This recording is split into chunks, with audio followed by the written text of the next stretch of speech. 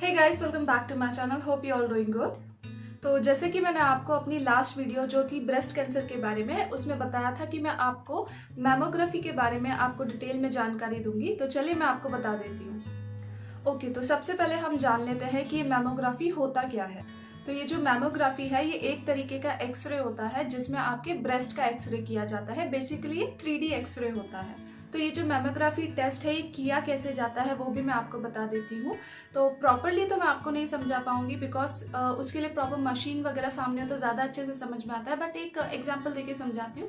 तो मशीन में 2 पैडल्स होते हैं। सपोज ये ऊपर का पैडल है और ये नीचे का पैडल है। तो इस तरीके के 2 पैडल होते हैं और इस पैडल के बीच में यहाँ पे इस पैडल के बीच में आपका ब्रेस्ट रखा जाता है। एक एक करके दोनों ब्रेस्ट एक साथ नहीं रखे जाते हैं, एक ब्रेस्ट एक बार रखा जाता है। उसको कंप्रेस किया जाता है जितना हो सकता है उतना आपके ब्रेस्ट के साइज के अकॉर्डिंग, एंड ज्यादा कंप्रेशन वहां दिया जाता है जहाँ पे आपको गांठ या लंग जो भी है फील होता है वहां पे। तो इस तरीके से कंप्रेशन दिया जाता है एंड अंदर जो भी गांठ या ब्रेस्ट कैंसर जो भी है सब डिटेक्ट होता है एंड सब उससे पता चलता है। तो इसमें कंप्रेशन दिया जाता है। इसी तरीके से आपका ये मैमोग्राफी टेस्ट किया जाता है।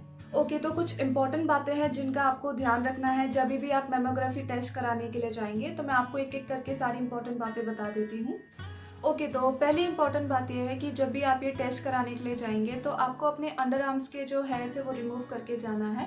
बिकॉज जब भी ये ब्रेस्ट की स्क्रीनिंग की जाती है, ये टेस्ट किया जाता है, तो इसमें आपका सिर्फ ब्रेस्ट ही नहीं आपका अंडर आर्म का आर्मपिट एरिया भी कवर किया जाता है। इसीलिए तो सबसे बड़ा रीज़न अंडर आर्म्स के हेयर रिमूव करने का ये है बिकॉज जिनके हेयर होते हैं तो वो हेयर्स भी उस टेस्ट में आ जाते हैं एंड प्रोसीजर रिपीट करना पड़ता है। तो उससे अच्छा है कि आप पहले से ही हेयर रिमूव करके आए ये टेस्ट जब भी आप कराने आएंगे। तो दूसरी इंपॉर्टेंट बात यह है कि आप जब ये टेस्ट कराने जाएंगे आपको अपने अंडर आर्म्स में कोई पाउडर, डिओड्रेंट, परफ्यूम वगैरह कुछ भी नहीं लगाना है।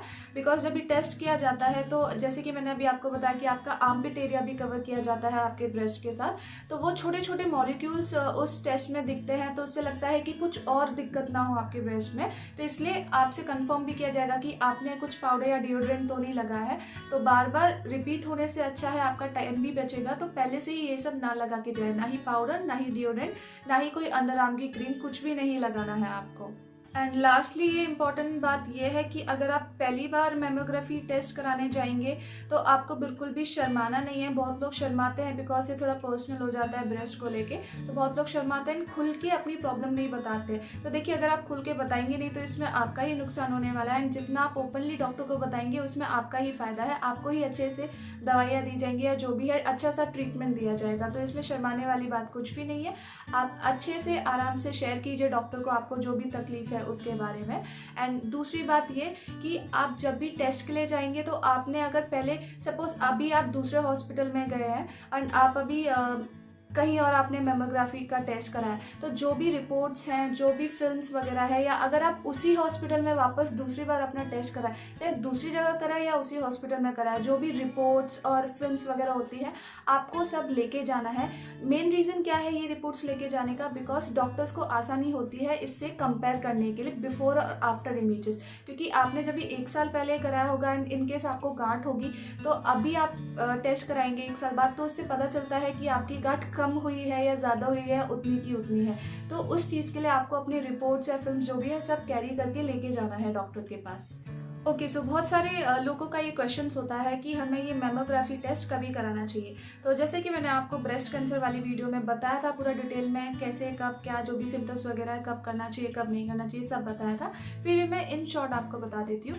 देखिए, पहली बात तो ये जो मैंने अभी आपको सिम्टम्स बताई थी उसमें से आपको कोई भी सिम्टम्स फील होती है तो आपको डॉक्टर को जाके चेकअप कराना है, बताना है। और दूसरी बात तो ये, अगर फैमिली हिस्ट्री आपको पता है या कभी कभी ऐसा होता है नहीं भी पता है और आपको सिम्टम्स फील हो रहे तो आप जाके दिखाइए। अगर आपको कोई सिम्टम्स नहीं भी फील हो रही है और फैमिली हिस्ट्री आपको पता है तो आपकी शांति के लिए एक बार आप जाके डॉक्टर से बात कीजिए इस बारे में एंड बताइए। एंड उसके बाद मेन रीज़न ये है कि जब आप 40 इयर्स के हो जाते हैं, 40 साल के हो जाते हैं, तो आपको सामने से डॉक्टर को जाके बोलना चाहिए कि मुझे मैमोग्राफी टेस्ट कराना है। नहीं तो आपके डॉक्टर खुद ही आपको कंसल्ट कर देंगे जब भी आप 40 इयर्स के होते हैं, 40 साल के होते हैं। तो 40 साल के जब आप हो जाते हैं आपको ये मैमोग्राफी टेस्ट कराना चाहिए। और ये जो मैमोग्राफी टेस्ट है ये साल में 1 बार होता है। तो अगर आप अभी 40 के हैं आप कराएंगे, उसके बाद 1 साल बाद वापस आपको कराना पड़ेगा। तो ये आपका 1-1 साल बाद होता है। सो गाइस, अगर आपकी कोई भी क्वेरीज है तो आप कमेंट सेक्शन बॉक्स में मुझसे पूछ सकते हैं, मैं आपके आंसर्स दे दूंगी। एंड अगर आपको मेरी वीडियो अच्छी लगी हो तो मेरी वीडियो को लाइक कर दीजिएगा, शेयर कर दीजिएगा एंड चैनल को सब्सक्राइब कर दीजिएगा। एंड नीचे जो बेल आइकन है उस पर प्रेस कर दीजिएगा ताकि मैं अपनी वीडियो जब भी अपलोड करूँ आप उसे सबसे पहले देख पाएँ। Thank you so much guys.